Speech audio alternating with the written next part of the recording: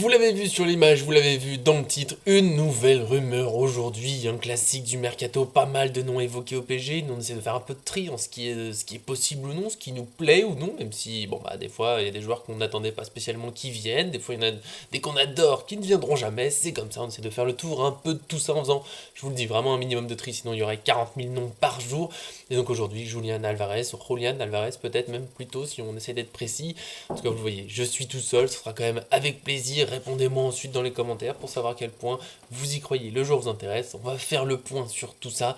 Alors ça ne fait pas le petit j'aime sur la vidéo, ça fait plaisir, vous êtes vraiment nombreux en ce moment, ça nous aide à avancer, ça nous donne de l'espoir, ça nous donne des idées.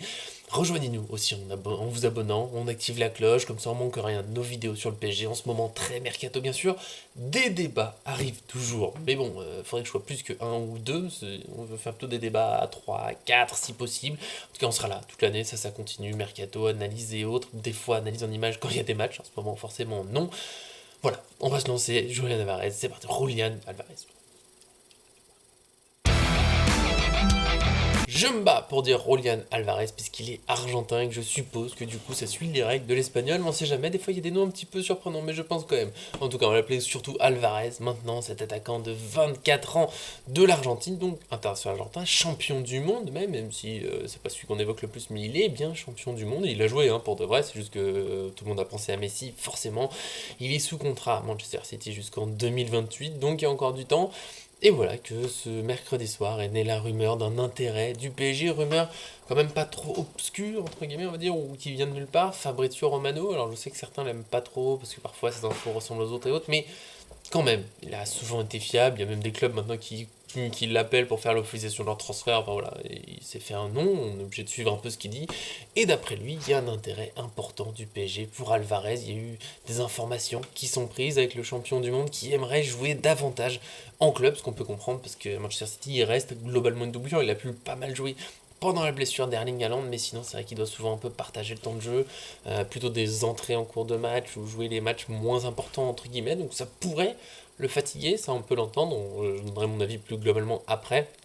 Il y a eu entre-temps la journaliste argentine Veronica Brunati qui a fait un point sur son compte Twitter et qui assure qu'il n'y a pas d'offre encore pour Manchester City, que le club anglais ne veut pas spécialement vendre son joueur, mais que ça pourrait se faire pour 80 millions d'euros si jamais Alvarez venait à vraiment demander son départ, ce qui serait pas le cas. Dans la réunion de fin de saison, City n'aurait pas donné d'envie de le vendre, le joueur n'aurait pas demandé à partir encore.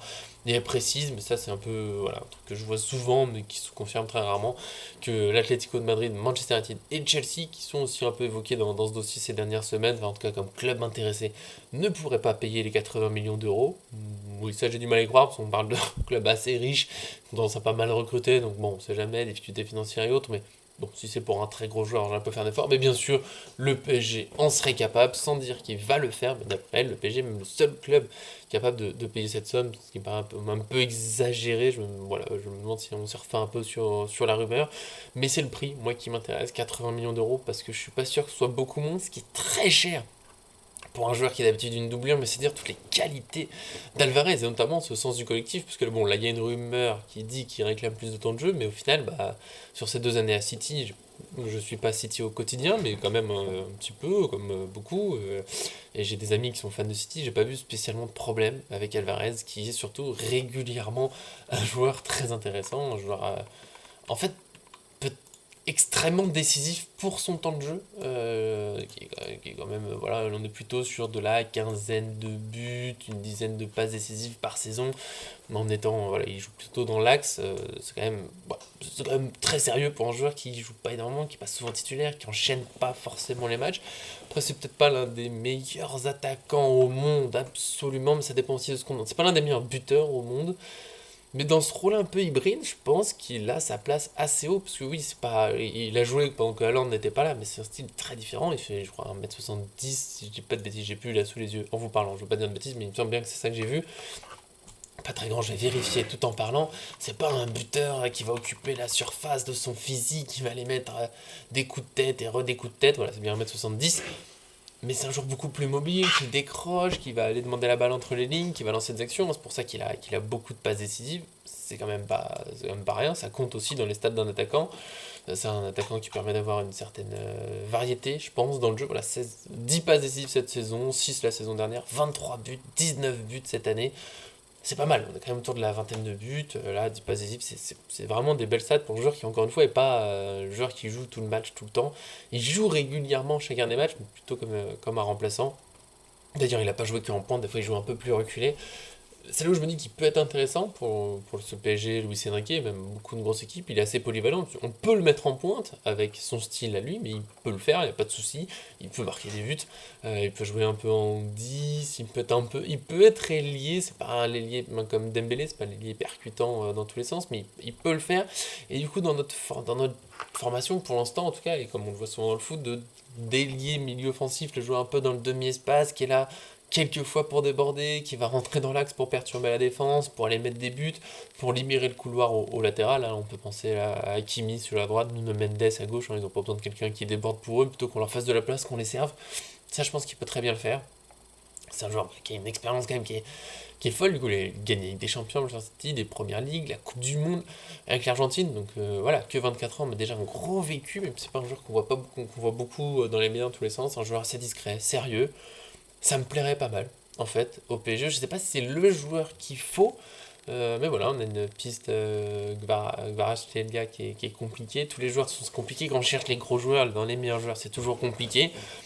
Je suis pas surpris que si c'est au moins une piste du PSG, si c'est une idée, après ce qui viendra, je sais pas trop. Est-ce que c'est lui qu'il faut? Gvara, je suis un fan absolu. Est-ce que cette rumeur, c'est pas aussi un peu pour servir la négociation avec Gvara, pour dire à Naples, non mais nous on veut pas absolument lui, c'est l'une des pistes, si c'est pas lui, ce sera un autre. Donc Karatek vaut 150 millions d'euros. Je sais pas, je peux pas dire encore, c'est un peu récent comme rumeur. Est-ce que ça pourrait être les deux? Est-ce que ça pourrait être deux joueurs offensifs qui viennent? Est-ce que c'est l'un ou l'autre?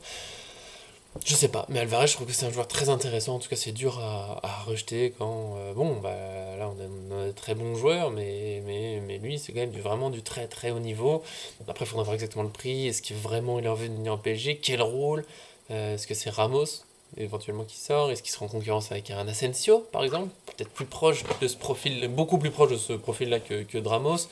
Comment on jouerait exactement? Est-ce que Manchester City est vraiment prêt à négocier à 80 millions d'euros par en dessous? Et est-ce qu'ils ont négocié avec le PSG? Et on a déjà vu des joueurs aussi évoqués à City, parce qu'il y a beaucoup de concurrence, donc il y a souvent cette idée un peu de oui, ils veulent partir pour le temps de jeu. On a vu ça avec Bernardo Silva depuis des mois, années même, et bah, il est toujours pas là. Donc voilà, je fais attention quand même, mais c'est au moins intéressant. Voilà, on verra ce que ça donne. Je sais pas du tout si ça ira plus loin, si c'est juste voilà, une petite rumeur par-ci par-là. L'une des pistes du PSG, mais on sait que Campos, comme d'autres directeurs sportifs, mais Campos notamment, prépare son mercato avec les postes où il veut recruter. Ça va être des listes à 7, 8 joueurs. Donc Alvarez peut en faire partie. Est-ce que ça avancera? Honnêtement, aujourd'hui, je ne sais pas. J'irai pas dire non, j'irai pas dire oui. Voilà, je ne peux pas dire beaucoup plus sur cette piste, je pense, donc je vous en prie, vous donnez votre avis dans les commentaires. Est-ce qu'il faudrait Alvarez, super idée, quel prix à peu près, est-ce qu'il faut même pas se casser la tête, faut aller voir autre part, où est-ce que vous le voyez dans ce PSG, quelle composition on pourrait imaginer? Dites-moi tout ça, j'essaierai de vous répondre, les journées sont chargées, mais on est toujours là avec vous. Merci de venir, d'être bien plus nombreux, ça fait plaisir, on vous aime, tout simplement, des gros bisous, merci à tous qui suivent, à très bientôt sur cette chaîne.